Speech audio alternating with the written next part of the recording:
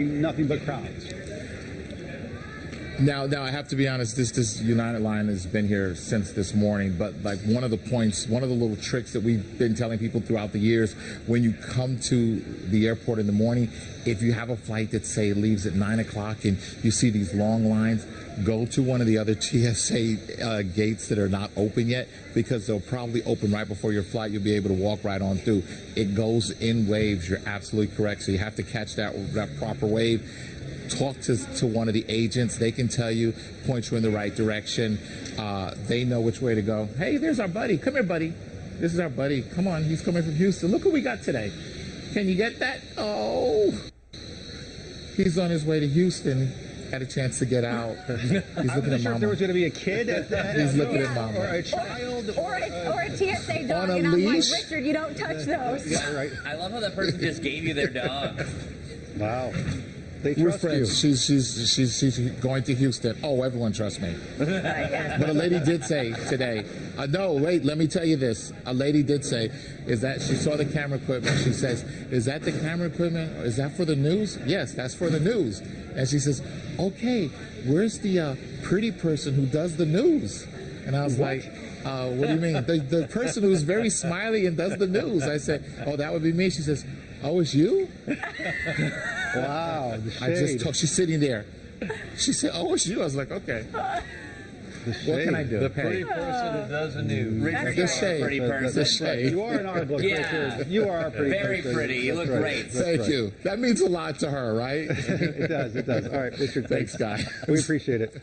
We have some people chiming in. Melissa saying she just got back from Miami. Good for you, So Melissa. she's not traveling for the 4th. Joy saying, I'm staying home. My dog is afraid of fireworks. And John Kelly saying, glad I'm not flying for the next 5 to 7 days. Because I can only imagine, if it looks pretty busy behind him today, how much busier it's going to get tomorrow and over the weekend. Oh, yeah, the terrible. weekend? Think about it. We do these shots several times a year, but as they mentioned before, this is the busiest it's been since pre-pandemic. Yeah, people are ready to get out in trouble. Now you're actually seeing it kind of back to normality. Yeah. So You have a lot wow. of pent-up demand. Yeah, Because I right. think we were still coming out of the pandemic last summer. Yeah. And so I feel like a lot, and other people had tried to travel, had things canceled. Yeah. So I feel like this is the first summer in like 4 or 5 years where you could book with some assurity that it's going to go through and happen. And Maybe.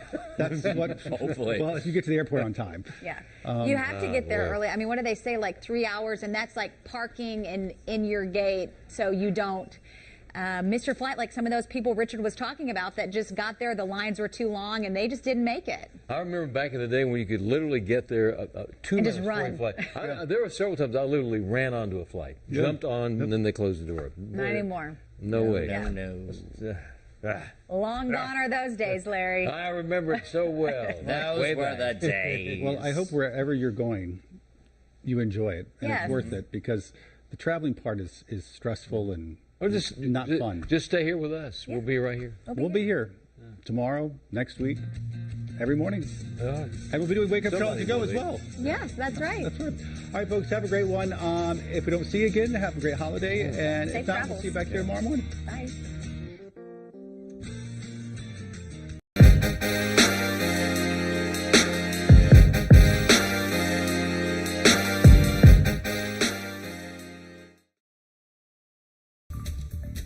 Now at 5:30, a Charlotte staple officially closing its doors after nearly 100 years. Thanks for being here at 5:30 with us. I'm Colin Mayfield. And I'm Vanessa Rufus. So this here, as you just saw a second ago, the line outside Green's Lunch in Uptown today. We saw hundreds gathering to get their last taste of those famous hot dogs. And of course, a lot of folks want to know what's next for the property. Why did it shut down? Good questions here. WCNC Charlotte's Kaylin Hagwood stopped by the Charlotte staple and has more on what's to come. Well, they say pandemic changes like the switch to remote work have made it a challenge to survive here in Uptown. Still, they're not ruling out the possibility of a return. For 30 years, it's a piece of history. David Belk has made the trip to Uptown for a taste of those famous Green's hot dogs. You can't find hot dogs like this anywhere. A Chicago Cubs baseball fan through and through, he says Greens can match up to the champs. I like them just as good. On Wednesday, he joined a line of hundreds. About 2 blocks around the corner. To get a final taste after the restaurant said they're closing down. Sad, angry, but I'm not going to forget it. Known as Charlotte's oldest restaurant, Green's has been around since 1926, when the original owners, the Greens, bought an old lunch counter near the corner of West 4th and South Mint Streets. Now in the hands of Joanna SCOTUS, whose family purchased the restaurant in the 70s, she says it's bittersweet to see it go. 3/4 of my life, I've been in here, so it's going to be hard. She says staffing challenges and a changing uptown with more people working from home hurt business. Still, they're keeping their options open and their secret recipe close, with the possibility of coming back. Now, we're not giving that chili recipe out. Always a home run. Well, I'll have to go other places. Try little different things for a change. I'm going to miss Greens. A lean green hot dog machine. You can't beat that. For now, the owners say they plan to rent out the building with the lounge expected for the location. Reporting here in Uptown, Kaylin Hagwood, WCNC Charlotte. Alrighty, we're coming up on 5:45 this morning. Imagine having a flight all to yourself. That's a story from one man flying from Oklahoma City into Charlotte over the weekend. Check this out. Did you get that? Yes. Well, Phil Stringer got the special treatment, which is probably the least that could have been done after he tells us his flight was delayed for 18 hours. Still, though, Stringer and the flight crew made the best out of the situation. So instead of being put up in a hotel until a better flight was available, Stringer opted to just stay at the airport. You've been looking at the TikTok he made out of the whole experience. Meanwhile, this video has been seen more than 19 million times. Here's Stringer on what he had to say about the solo flight. But you could tell when they were walking up, they were like, why did this not get canceled? Like, why are we even here? And so immediately we just started picking on each other. Like, you know, they came up and they just started laughing at me and they're like, hey, no snacks, no food for you. You're sitting at the back of the plane, whatever. And I was like, oh yeah, let me see how many times I can hit that call button. And, you know, Guys, I couldn't imagine. I mean, they definitely turned this into a positive experience. I couldn't imagine being in the airport for 18 hours.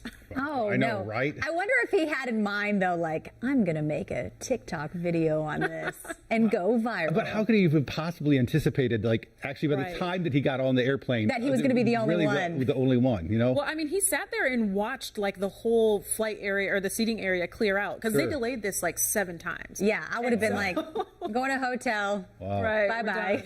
That's great. With your help, WCNC Charlotte is making a difference in our community.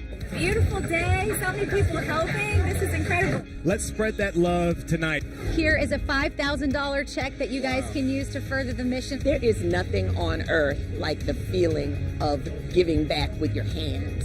$5,000 to you and Block Love Charlotte for what you guys do. If you'd like to make a difference, go to WCNC.com/make-a-difference now. Time now to connect the dots. When we make the news make sense. Today, a brand new space combining a bar and a rapidly growing sport is opening in Lower South End and could bring some relief to local parks.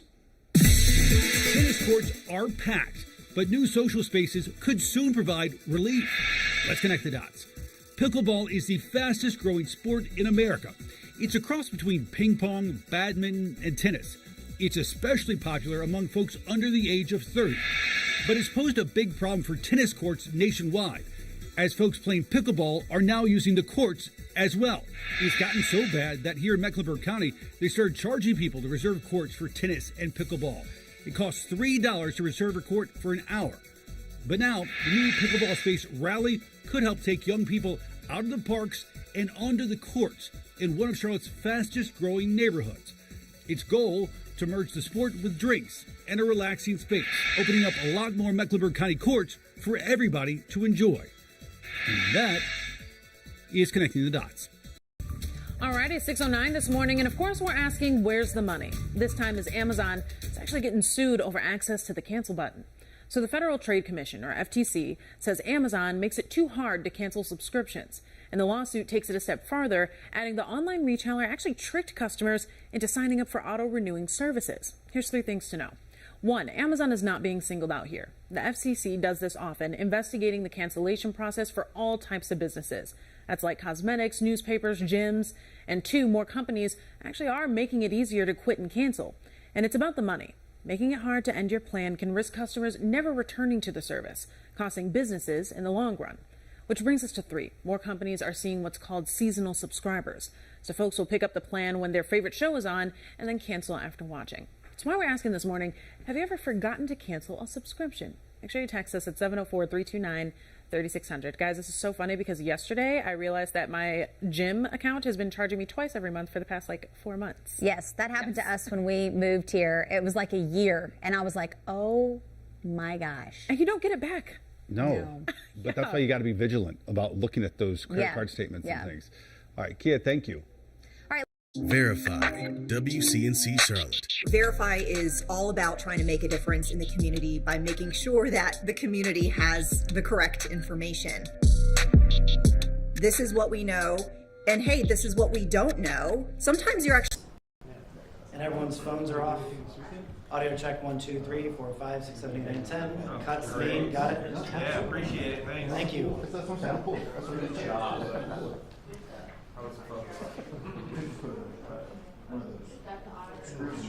Screw the cameras.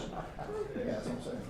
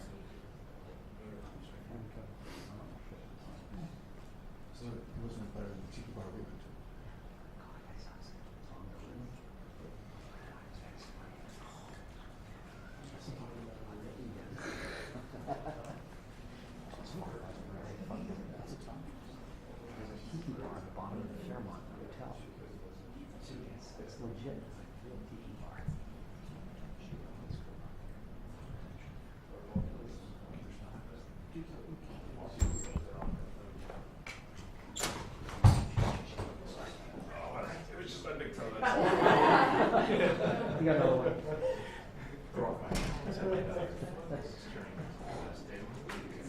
Did you crack the sign again, Chip?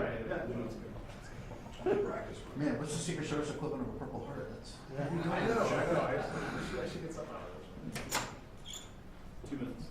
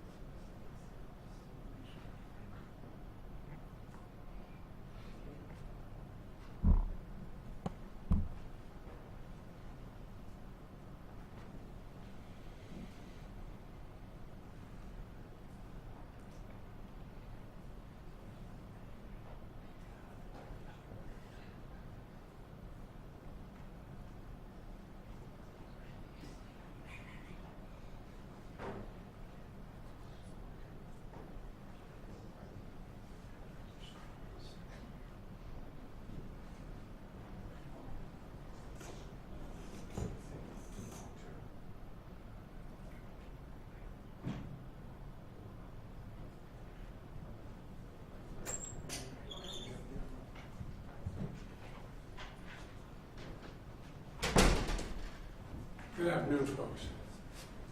Sorry to keep you waiting a few minutes. 45 years, the United States Supreme Court has recognized the college's freedom to decide how to build diverse student bodies and to meet their responsibility of opening doors of opportunity for every single American. In case after case, including recently, just as a few years ago in 2016, the court has affirmed and reaffirmed this view that colleges could use race not as a determinative factor for admission, but as one of the factors among many in deciding who to admit from a already qualified pool of applicants. Today, the court once again walked away from decades of precedent and as the dissent has made clear. The dissent states in today's decision, quote, rolls back decades of precedent and momentous progress, end of quote. I agree with that statement from the dissent. The court has effectively ended affirmative action in college admissions, and I strongly disagree with the court's decision. Because affirmative action is so misunderstood, I want to be clear, make sure everybody's clear about what the law has been and what it has not been until today. Many people wrongly believe that affirmative action allows unqualified students to be admitted ahead of qualified students. This is not how college admissions work. Rather, colleges set out standards for admission, and every student has to meet those standards. Then and only then, after first meeting the qualifications required by the school, do colleges look at other factors in addition to their grades, such as race. The way it works in practice is this. Colleges first establish a qualified pool of candidates based on meeting a certain grade, test scores, and other criteria. Then and only then, it is from this pool of applicants, all of whom have already met the school standards, that the class is chosen after weighing a wide range of factors, among them being race. You know, I've always believed that one of the greatest threats of America, you're tired of hearing me say it, is our diversity. But I believe that. If you have any doubt about this, just look at the United States military. The finest fighting force in the history of the world. It's been a model of diversity. And it has not only made our nation better, stronger, but safer. I believe the same is true for our schools. I've always believed that the promise of America is big enough for everyone to succeed, and that every generation of Americans, we have benefited by opening the doors of opportunity just a little bit wider to include those who have been left behind. I believe our colleges are stronger when they are racially diverse. Our nation is stronger because we are tapping into the full range of talent in this nation. I also believe that while talent, creativity, and hard work are everywhere across this country, not equal opportunity. It is not everywhere across this country. We cannot let this decision be the last word. I want to emphasize, we cannot let this decision be the last word. While the court can render a decision, it cannot change what America stands for. America is an idea unique in the world, an idea of hope and opportunity, of possibilities, of giving everyone a fair shot, of leaving no one behind. We've never fully lived up to it, but we've never walked away from it either. We will not walk away from it now. We should never allow the country to walk away from the dream upon which it was founded. That opportunity is for everyone, not just a few. We need a new path forward, a path consistent with the law that protects diversity and expands opportunity. So today I want to offer some guidance to our nation's colleges as they review their admission systems after today's decision. Guidance that is consistent with today's decision. They should not abandon, let me say this again, they should not abandon their commitment to ensure student bodies of diverse backgrounds and experience that reflect all of America.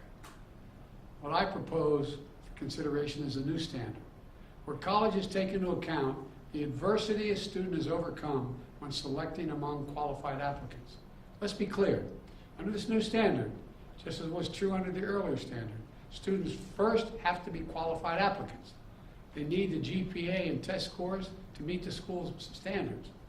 Once that test is met, then adversity should be considered, including a student's lack of financial means, because we know too few students of low-income families, whether in big cities or rural communities, are getting an opportunity to go to college. When a poor kid, maybe the first in their family to go to college, gets the same grades and test scores as a wealthy kid, whose whole family's gone to the most elite colleges in the country, and whose path has been a lot easier. Well, the kid who faced tougher challenges has demonstrated more grit, more determination, and that should be a factor that colleges should take into account in admissions, and many still do. It also means examining where the student grew up and went to high school. It means understanding the particular hardships that each individual student has faced in life, including racial discrimination that individuals have faced in their own lives. The court says, quote, "Nothing in this opinion should be construed as prohibiting universities from considering an application's discussion of how race has affected his or her life, but be it through discrimination or inspiration or otherwise," end of quote. Because the truth is, we all know it, discrimination still exists in America. Discrimination still exists in America. Discrimination still exists in America. Today's decision does not change that. It's a simple fact. If a student had to overcome adversity on their path to education, college should recognize and value that. Our nation's colleges and universities should be engines of expanding opportunity through upward mobility. But today, too often, that's not the case. Statistics, one statistic, students from the top 1% of family incomes in America are 77 times more likely to get into elite college than one from the bottom 20% of family incomes. 77% greater opportunity. Today, for too many schools, the only people who benefit from the system are the wealthy and the well-connected. The odds have been stacked against working people for much too long. We need a higher education system that works for everyone, from Appalachia to Atlanta and to far beyond. We can and must do better, and we will. Today, I'm directing the Department of Education to analyze what practices help build more inclusive and diverse student bodies and what practices hold that back. Practices like legacy admissions and other systems expand privilege instead of opportunity. Colleges and universities should continue their commitment to support, retain, and graduate diverse students and classes. You know, companies who are already realizing the value of diversity should not use this decision as an excuse to turn away from diversity either. We can't go backwards. You know, I know today's court decision is a severe disappointment to so many people, including me. But we cannot let the decision be a permanent setback for the country. We need to keep an open door of opportunities. We need to remember that diversity is our strength. We have to find a way forward. We need to remember that the promise of America is big enough for everyone to succeed. You know, that's the work of my administration, and I'm always going to fight for that. And I want to thank you all. And I know you've been told I have a helicopter out there waiting to go up to do an interview in New York. I'll be talking more about this live interview. But thank you very much, and we're going to have plenty of time to talk about this. But we're not going to let this break us. President Biden, the Congressional Black Caucus at the Supreme Court has thrown into question its own legitimacy. Is this a rogue court? This is not a normal court. Should there be term limits for the justices, sir? Okay, thank you for everyone. We're going to move to the hall-in doors for the departure right now. So if everyone wants to move quickly, safely.